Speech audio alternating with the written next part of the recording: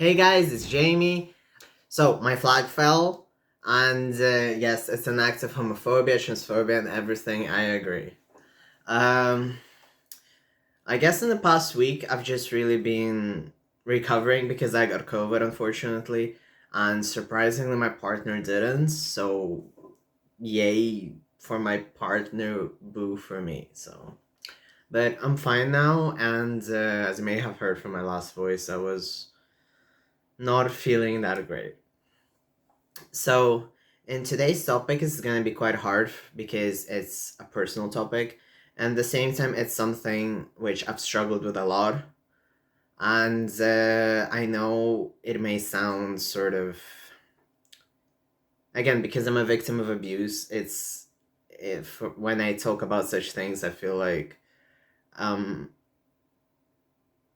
I'm nagging about something nice, when in reality, it really puts me off balance. So, I really wanted to talk about how uncomfortable I get when I get praised.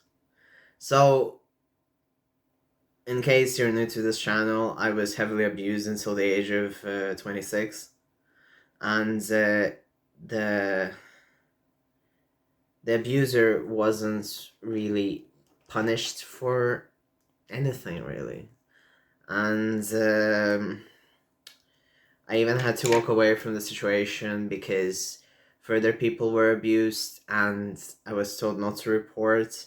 And in general, it's just a very messy situation, in my opinion. And I just wish we lived in a world where people who abuse fucking get, well, what they deserve. And that is something that I really struggle with a lot. So it's kind of, in general, I'm quite a forgiving person. Um, but that specific person and their spouse is someone I will never forgive, and I've learned to accept that. I really struggle with the concept of forgiving my abusers because I just don't feel they deserve it at all. And I've tried to sympathize, like go through their histories, understand that they were abused, well, one of them was, and maybe other things influenced the blood related to me one. And I really, really dug deep. Like, I would think about family history, everything I knew, everything I've heard, and it just felt like I was just running away from the fact that I don't have to accept their apology even if I didn't get an apology for the first place. And in general, people kind of approach me and they say, well, you have to forgive, or like, did they reach out to you? No, they didn't. Um, and it's something I really struggle with my psychologist as well. And I've changed numerous psychologists because of that. And thankfully, the abuse is only letting go of me because I am in no contact with the person and the spouse, which both abused me. And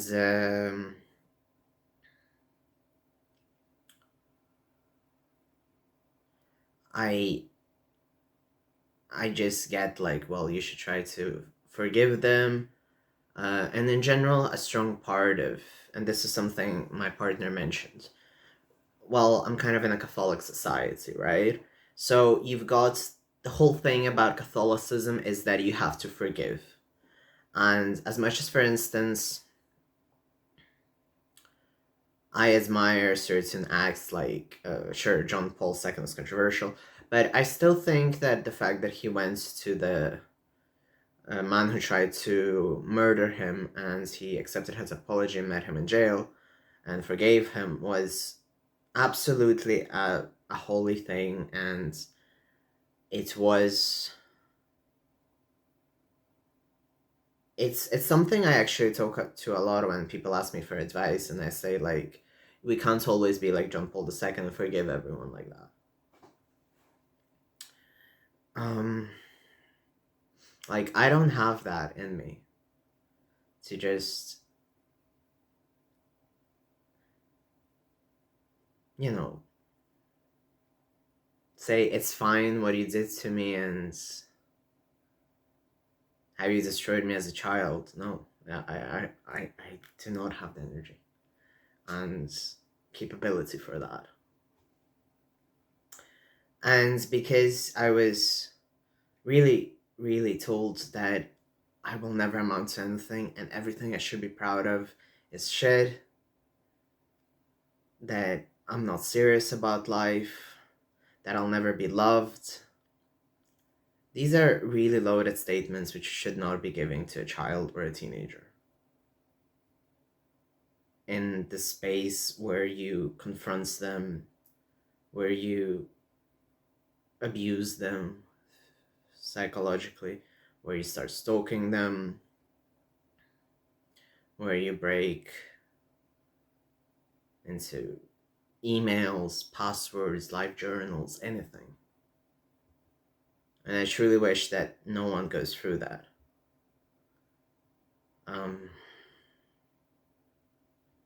So obviously because of that, and I do understand that I talk every once in a while about abuse on my channel.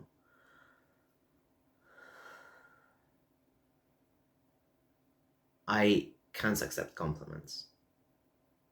So very often, like when someone leaves me a comment, whether it's on AO3, Instagram, YouTube,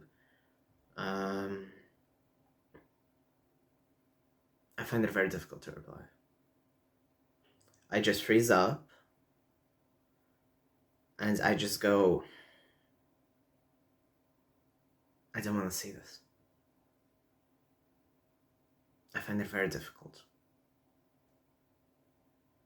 Because it was so engraved in me that I'm a useless piece of shit, that will never amount to anything, that when I see praise, I just shut off.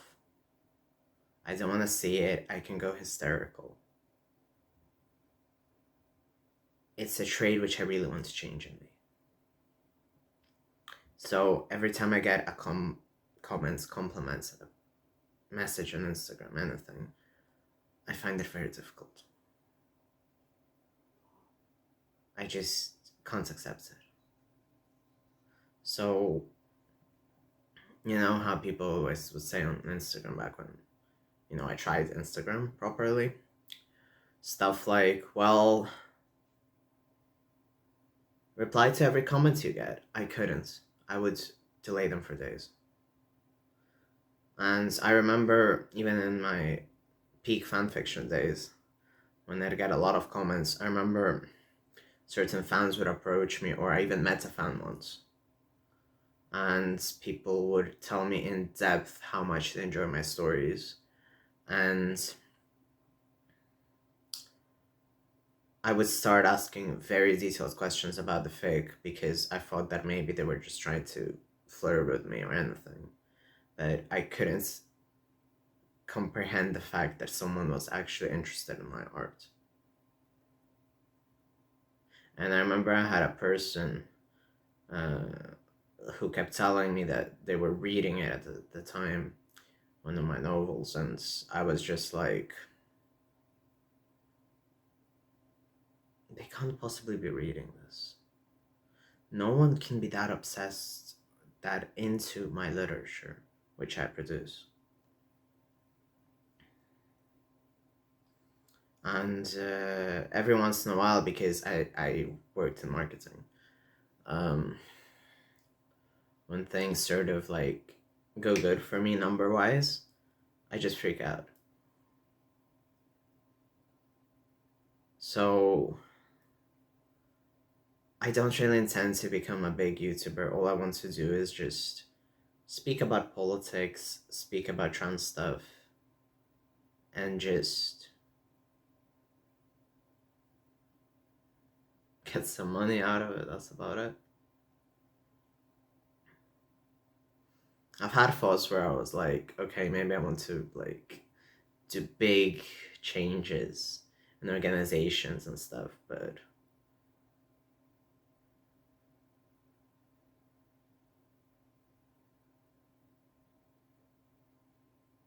I don't have the energy, and it's not that I'm admitting defeat. It's more like I'm tired and I just want a calm life at this point. I have my partner. I I was recently operated. I still have follow to go. Um, I don't really face transphobia. I don't face homophobia. I'm very lucky in that regard because I feel like my life was very difficult up to many years. And I was talking today to my mom, and in general, family is very difficult because my abusers come from the family, and we were just talking, and she just didn't want to accept my help, and went all, well, you're not that stable in life, and etc. And I do understand that people do not have full insight on my life. But it still really hurt because I really grew up in the person's shadow who abused me. It was difficult. I kind of broke down. So it's a double-edged sword abuse where I can't accept compliments and neither can I accept a refusal. And I truly cannot comprehend how this person can be living, breathing, and just walking.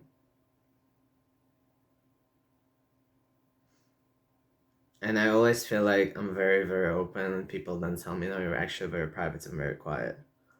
And another example of this was like when I was with my in laws, and they had no idea I was abused.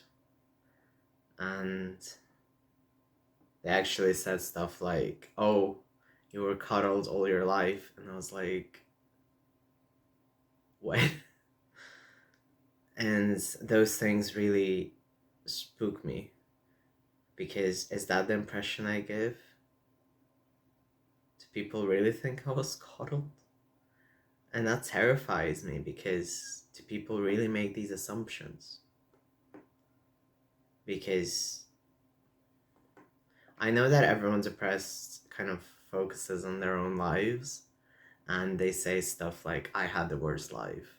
I'm not saying I had the worst life, but I had a really bad life growing up. So feeling or hearing someone say that I was coddled really fucks me up.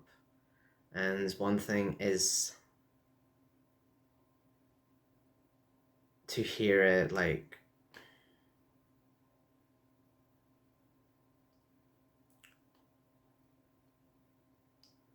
as a negative thing, someone accusing you of being coddled when you never were, it really fucks me up. Like, I truly thought I was ugly as sin and unlovable until I met my partner. Up to the point that I had a boyfriend who broke up with me, and he said the reason he broke up with me was because I was ugly, and that was the rumor in school, and everyone's like, yeah, you're pretty ugly. Well, I can't disagree with that. I didn't have my luxurious beard then. And I didn't transition, obviously I was trying to fit in.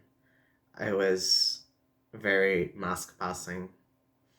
So obviously when it comes to the standards people had for me, they were different. And right now it's really weird to admit that yes, I'm good looking, I'm conveniently attractive. I still find that really weird. And